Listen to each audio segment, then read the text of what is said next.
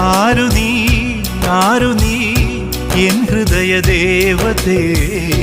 N മനോവാടിയിൽ പൂവണിഞ്ഞ ചാരുതേ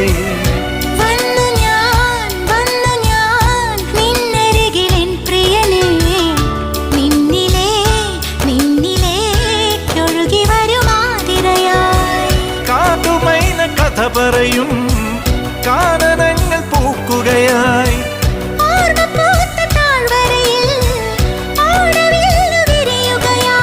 നിന്നിലലിയുമ്പോൾ ആത്മരാഗങ്ങൾ സുരഭിലമൊഴുകി വരും